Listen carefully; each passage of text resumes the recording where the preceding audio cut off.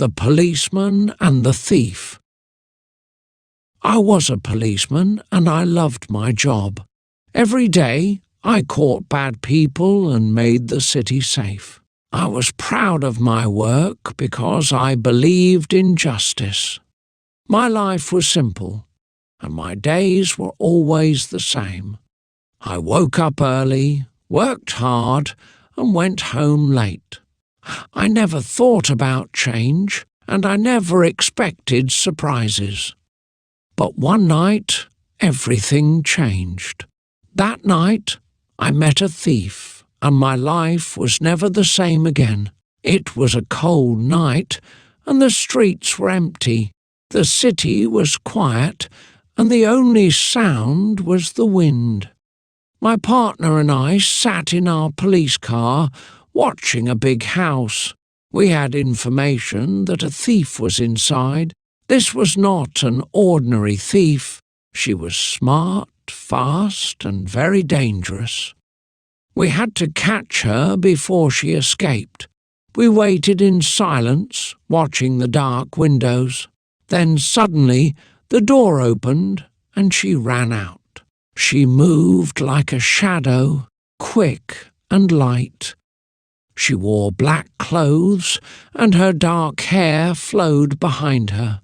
She looked back and saw us, but she did not stop. Instead, she smiled, then disappeared into the night. I jumped out of the car and ran after her. My partner called for backup, but I did not wait. My heart was pounding and my breath was heavy.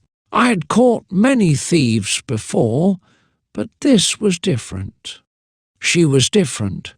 She ran through narrow streets, turning left and right. She jumped over fences and climbed walls with ease. She knew the city well, and she was not afraid. I followed her, pushing myself to go faster. Every time I got close, she moved away again. It was like a game, and she was winning. I had never chased someone like this before. She was not just running, she was challenging me.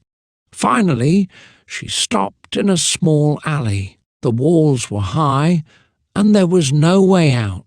She turned to face me, breathing hard.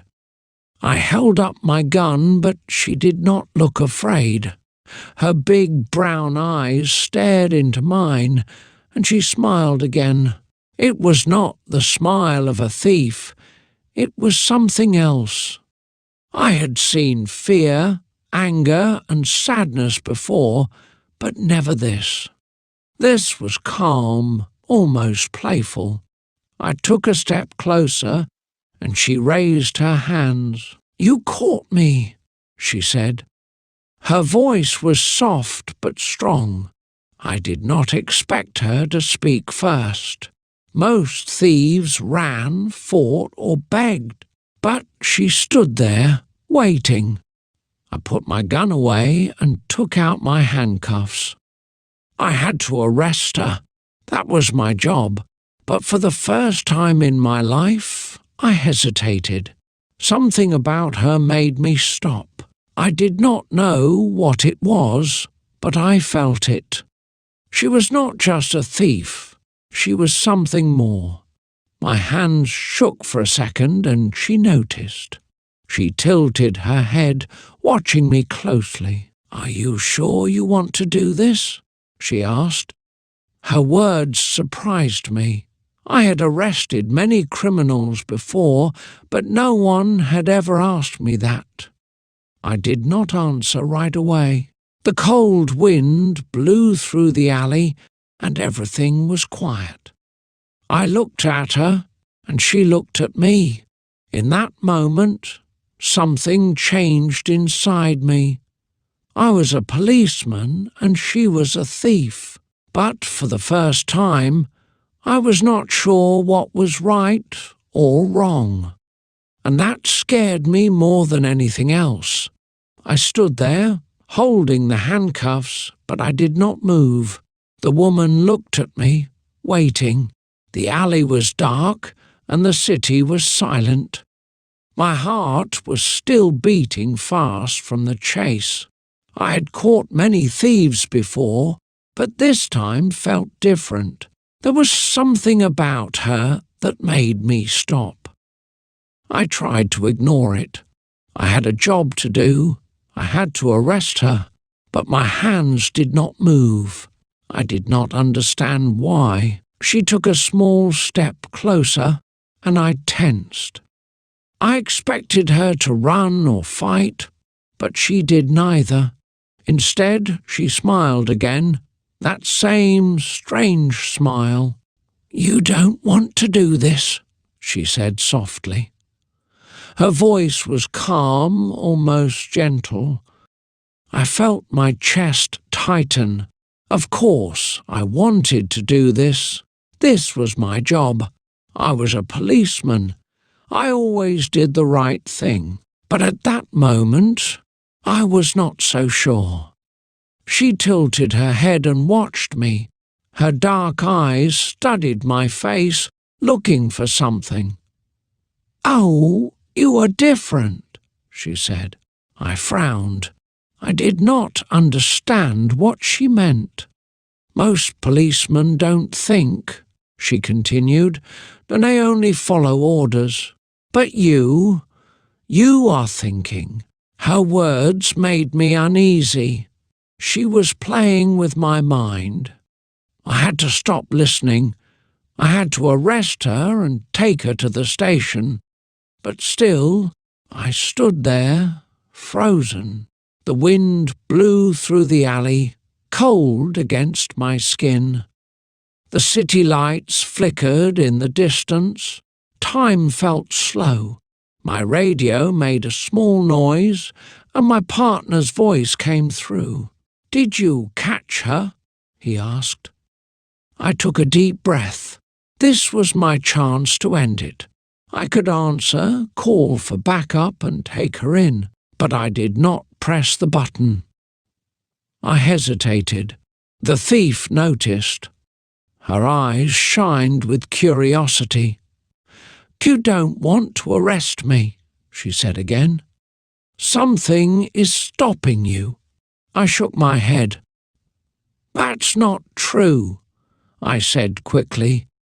My voice was firm, but inside I was not so sure. She laughed softly, shaking her head. "Oh, you can lie to yourself, officer," she said, "and I can see the truth." Her confidence annoyed me, but it also fascinated me.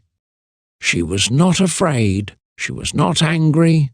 She was calm, almost like she had already won. I finally took a step forward, breaking the moment. "Turn around," I ordered. My voice was strong again. I had to do this. I could not let a thief change me. But as she turned, she spoke again. "Do you know why I steal?" she asked. I did not answer. I did not care. Criminals always had excuses. But she continued anyway. "And I steal from the rich," she said. "From those who take too much. I help people who have nothing." I felt something in my chest, a small doubt. Was she telling the truth? I did not know.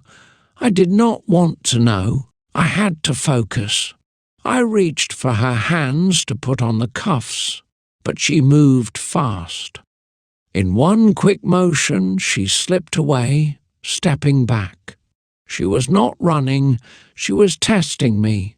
She wanted to see what I would do next. And to my own surprise, I did nothing. I just stood there, watching her disappear into the night. The alley was empty again. Only the cold wind remained. I clenched my fists, angry at myself. I had let her go. I did not know why, but I had. My partner's voice came through the radio again. "Did you catch her?" he asked. I took a deep breath. still staring at the dark street ahead. Then, after a long pause, I pressed the button and answered, "Oh no." She got away. I sat in my car, staring at the empty street. The night was quiet again, but my mind was not. I had let her go. A thief, a criminal. That was not who I was. I always did my job.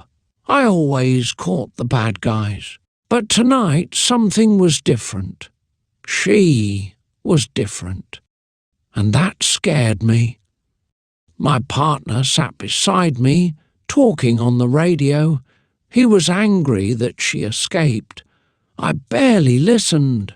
My thoughts were somewhere else.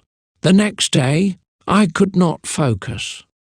I walked through the police station, but my mind was still in that alley. My hands still felt the cold air. My ears still heard her voice. "You don't want to do this," she had said. And maybe she was right. But why? Why had I stopped? Why had I let her go? I told myself it was a mistake, but deep inside I knew it was not. It was a choice. And I did not understand it. I sat at my desk, looking at the reports. My partner walked in and dropped a file in front of me. "Her name is Lisa Carter," he said. I looked at the file. A photo of her stared back at me. Same dark hair, same brown eyes. She was wanted in 3 cities. Theft, breaking into rich houses, stealing from banks. But she had never hurt anyone. No violence, no weapons, only stealing. I closed the file, but her face stayed in my mind. Days passed, but I could not forget her. Every night I walked through the city, hoping to see her again. It was wrong. I knew that. She was a criminal. I was a policeman. We were not the same, but something inside me needed to understand her. Needed to know why she smiled when I caught her. Needed to hear her voice again. I told myself it was for my job to catch her. But deep down, I knew that was a lie. Then, one evening, I saw her. She was walking through a busy street, her hands in her pockets, her steps light and quick. She looked like she belonged there, like a normal person. Not a thief, not a criminal, just a woman. For a moment I hesitated. Should I arrest her? Should I call for backup? My hand went to my radio, but I did not press the button. Instead, I started walking, following her. She turned into a small cafe.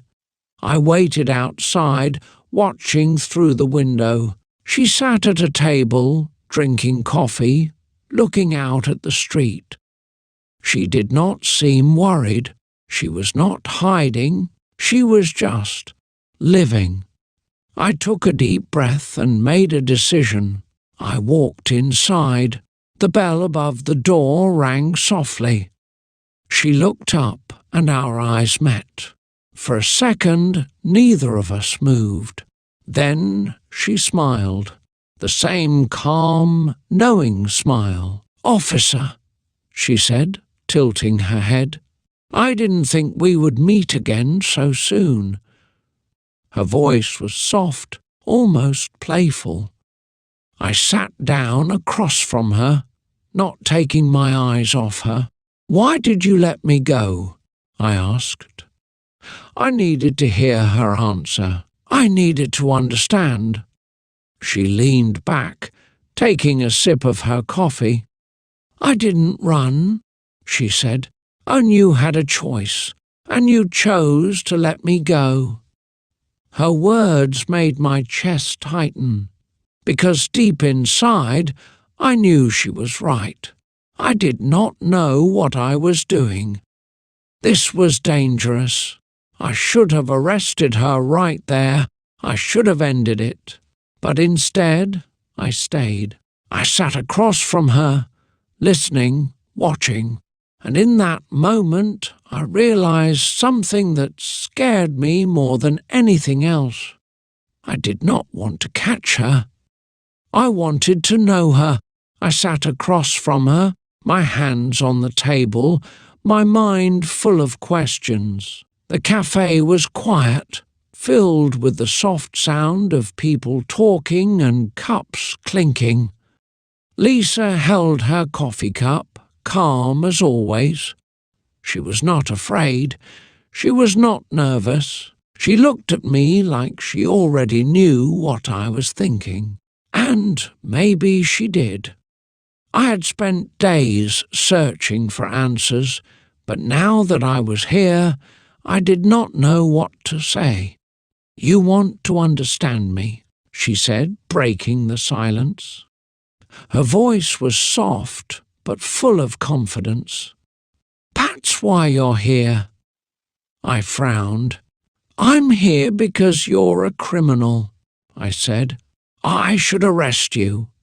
But even as I spoke, the words felt weak. She tilted her head, studying my face.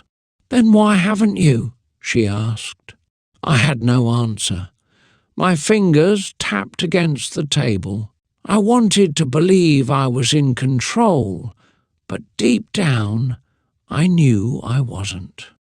She leaned forward slightly, lowering her voice. "And I steal because the world is unfair," she said. "It's rich men take everything, and poor people have nothing. So I take from the rich and give to those who need it." Her words surprised me.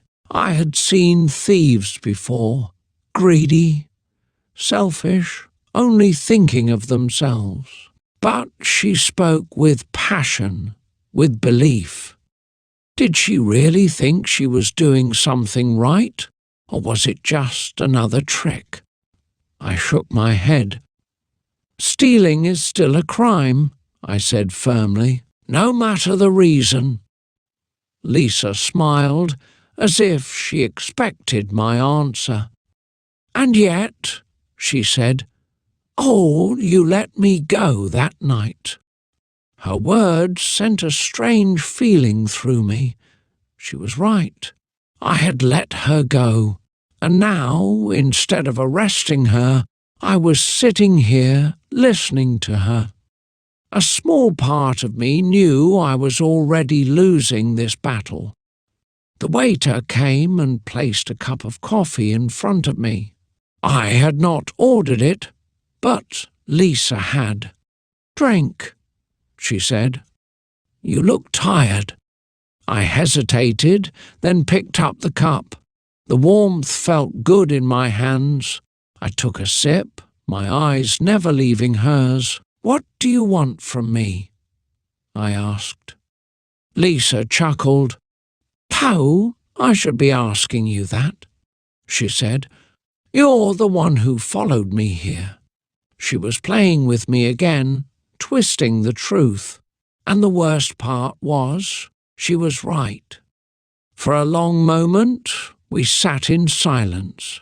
Outside, the city moved on, people walking, cars passing, life continuing. But inside this small cafe, it felt like time had stopped. I was a policeman, she was a thief, we were supposed to be enemies. And yet, here we were, sitting together, sharing coffee. I knew I had to make a choice. Walk away now or finish what I started. Finally, Lisa stood up. She placed some money on the table and looked down at me. "You have a decision to make, officer," she said. "Catch me, or let me go again." Her voice was soft, almost kind. Then, without waiting for an answer, She turned and walked toward the door. My heart pounded as I watched her go.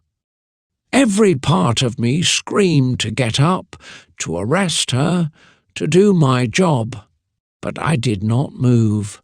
I just sat there, watching her disappear into the street. I stared at the empty chair in front of me, my hands still warm from the coffee cup. I had let her go again, and this time I did not even try to stop her. I did not see Lisa for weeks, but I thought about her every day. I told myself it was over, that she was just another criminal, but I knew that was a lie. Something about her stayed with me, the way she looked at me, the way she spoke, the way she smiled even when she was caught.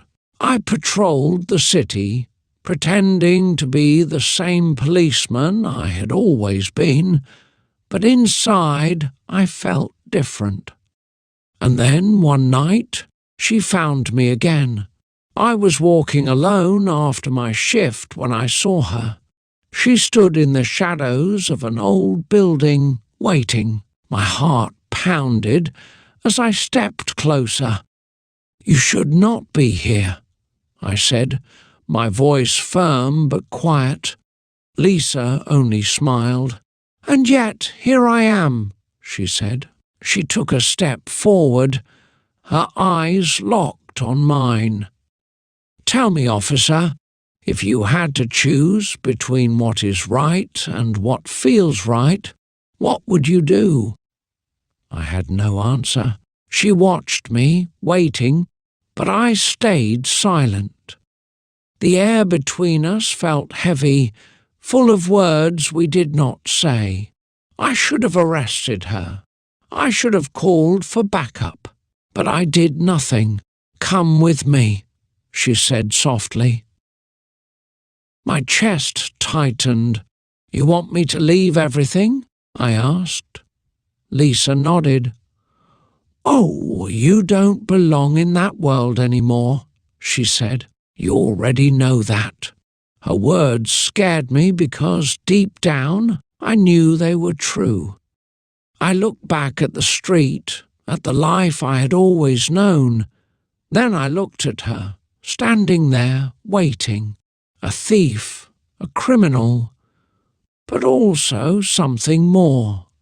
Someone who had changed me. My hands trembled as I made my choice. I stepped forward. Lisa smiled. And just like that, the policeman I had always been was gone. I was no longer chasing her. I was walking beside her,